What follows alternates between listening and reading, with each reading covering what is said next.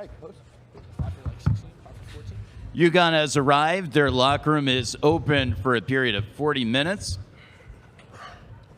Head coach Dan Hurley joined by Terrace Reed Jr., Braylon Mullins, and Silas Demery Jr. We'll ask Coach Hurley to make an opening statement. Then we'll begin with questions for the student athletes only. But Coach, please. Yeah, just obviously thrilled. There's no better feeling than being on that bus on Monday night, just being one of the last two teams standing. That bus ride to the stadium is just it's just a cool experience. So I look forward to obviously the ability to max out the season, to get to the last game, and then just Illinois. Couldn't have more respect for them and their coach and their awesome players. And we're very selective with who we try to play in non-conference situations, whether they're home and homes or the series that we're now doing with Illinois. We only try to do series with the best programs in the country. So they'll obviously have another crack at us in Chicago next year. I just couldn't be more proud of my guys and how hard they fought when most people probably didn't think we were going to win the game, or at least a little bit of what I saw on TV today. TNT and some of the different prognostications. So it was great to win the game, and I had to throw some shade. If you have questions for Silas, Braylon, or Terrace, please raise your hand. We're going to take questions for them first. Robbie, is that you? Robbie LaStella, Bracketeer.org. My question's for Braylon. You guys came out of the gates, both you and Terrace seem to have the sense of feeling early. Was that any continuation from your shot in D.C., or was it just kind of coming out of the gate strong? Yeah, I think it was just kind of the flow of the game, but I know coming into the game I needed to shoot it with confidence, just coming off last Sunday, just have that flow, that momentum. And so, yeah, I mean, seeing the first two go in, it just boosts all the confidence for you to keep shooting. So I think it just happened within the game. Staying up front and center, Zach. Zach, Brazilian Europost.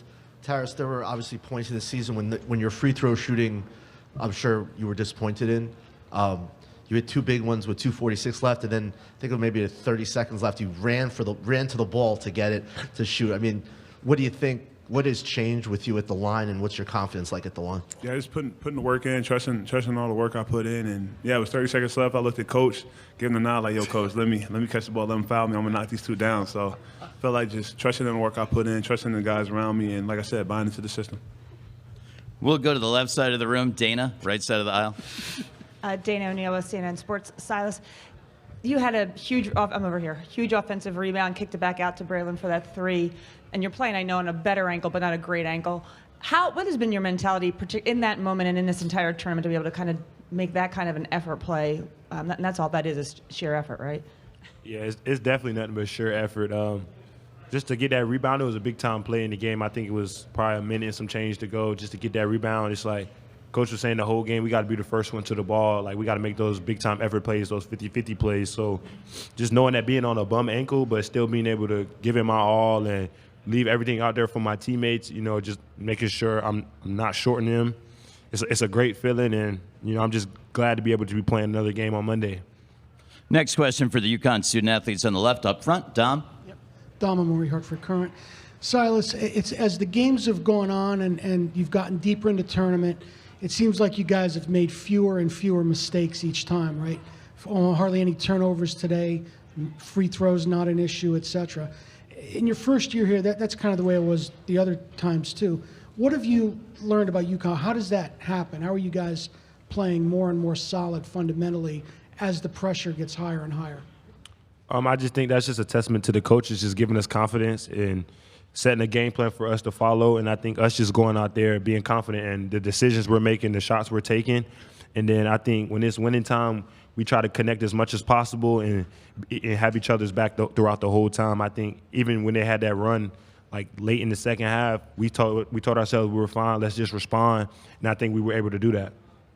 Going up front on the right side.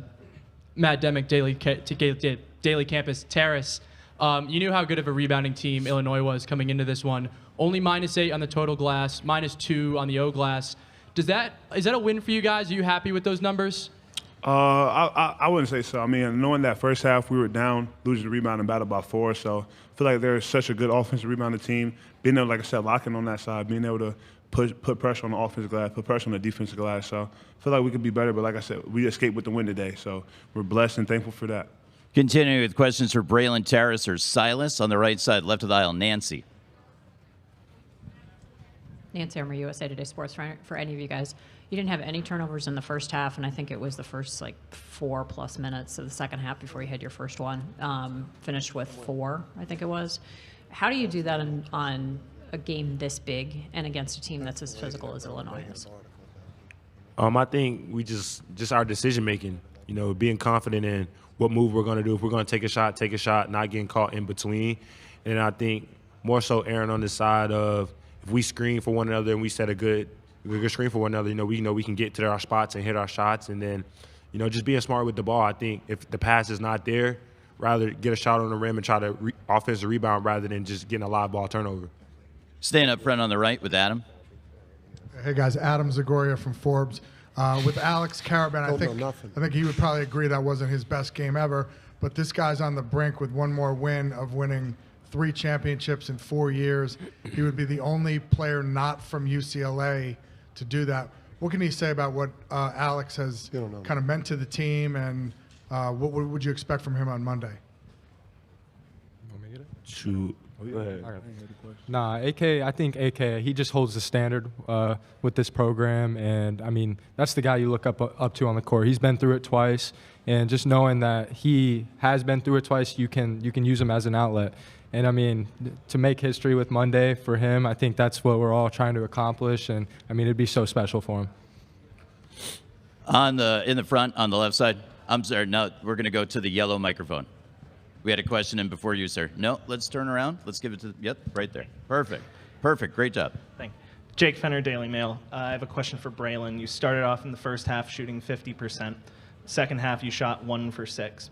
What is it to keep you determined in the middle of a shooting slump to hit such a clutch shot in that moment that essentially iced the game?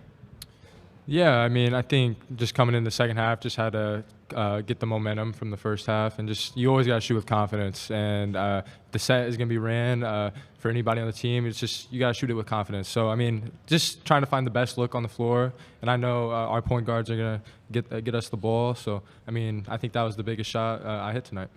We want to thank and congratulate Silas, Braylon, and Terrace. They're going to head back to the locker room, which is still open. They're also going to join us tomorrow for some more media availability.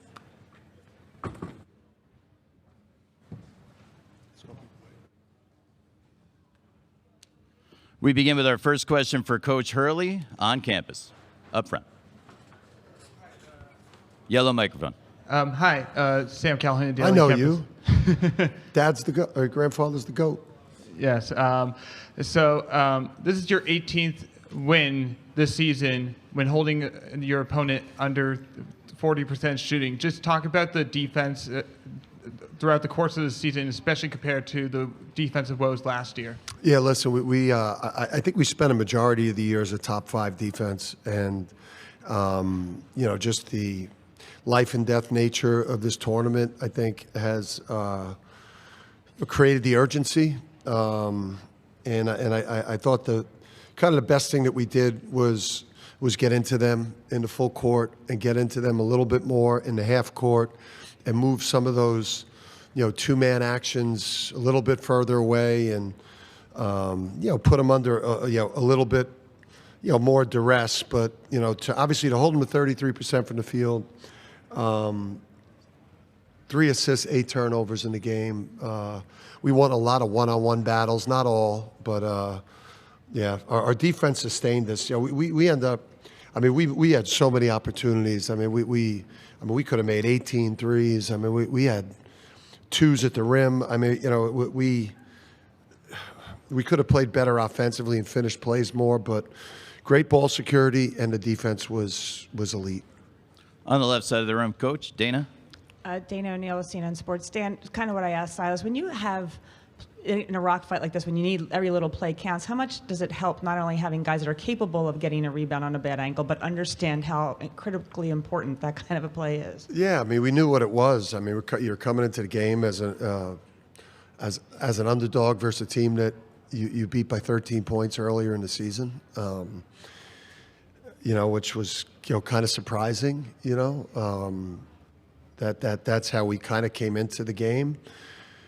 And obviously, I've been waiting to say that, and now I forgot your question. Go back to Dana's mic. It's Just the black sitting mic. on that, though. All right. I'm glad it got it out of your system. Thank you. Just in case no one asked. That's okay. My question was with Silas's rebound about having the ability, have players who recognize the importance of such small plays, not just being able to do them. Yeah, I just thought players like Silas, just what he's done for our basketball team, the mentality. I mean, it was everything we were lacking last year. Just a guard like him, ball hawk, incredible toughness on the backboard. It made Wagler work for it. Made Boswell. I mean, just his on-ball defense, and he's a shell of himself offensively. I mean, he is really gutting it out, and hit the courage that he has showed, I think, has been inspiring for the group. And guys like Jaden Ross, too, just the defense that he's able to play on the perimeter. I thought that's obviously those were game changers. Up front for Zach. Zach Brazil, New York Post. Dan, with Taras, he's had games, obviously, where he's been incredible during the season. Saw it when you guys beat St. John's, but the consistency that you've seen in these 5, and then he's making free throws. Like, where do you point to of why he all of a sudden now it's every game he's bringing it? Yeah, I just think these players, they have careers, and it's why you kind of never give up on a player. You stick with a player. You stick with a player because of the characteristics that he has. Obviously, he's got enormous talent, but he's a man of great character. He's a man of great faith. He's got great work habits. He's a very humble person. He's just a great young man. So we've all just been waiting for this from him, and this version of him, which this version of him is one of the best players in this tournament, one of the best players left in this tournament. He's played as well as anyone has played in this tournament, and it's all we've ever wanted for him. Hasn't been been an easy process, to get him there, but he's there now, and hopefully this is the player he is for the rest of his basketball life. Third row center. You have Adi Joseph, CBS Sports. You have a team that averages 15 assists a game. You have 4 playmakers on that Illinois team. You hold them to 3 assists. Is that some sort of coaching strategy that you were deploying about preventing extra passes, or was that just the nature of them missing a lot of threes? I think a lot of that has to do with how we guard, and again, like we both could have made more shots. We'll both go back and look at the game, and see the missed opportunities. But for us, it's very important for our players in one-on-one situations to be able to hold up on an island like a cornerback. In football that plays a lot of man coverage, because we do want to try to, take the three-point line away from, players like Davis, in this game. Try to limit Wagler to the tough contested off the dribble ones. Ben is an excellent three-point shooter. We were willing to live with Merkovich and Izovic, like kind of stunt them, because they were 30% free throw shooters. So we picked our poison with some of the guys that we were willing, to let shoot the three. On the right side toward the back. Coach, Justin Williams from The Athletic. Late in the game, it was kind of the opposite of the Duke game where they're closing the gap. What was your message in the huddle to kind of keep your guys' composure? I mean, I thought we were just getting great shots. I mean, we were getting great shots the whole way through, and that's not easy. I thought we were able to execute to get good looks all over the court.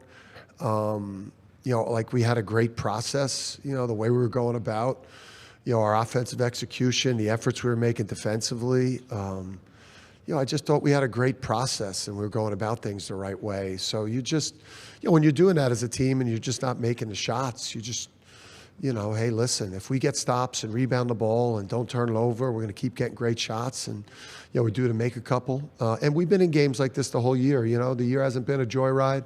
We haven't been a machine of destruction. We've been a team that's had to kind of grind out games like this. So we're comfortable in a possession game like that. Final question up front. We'll wrap up on campus.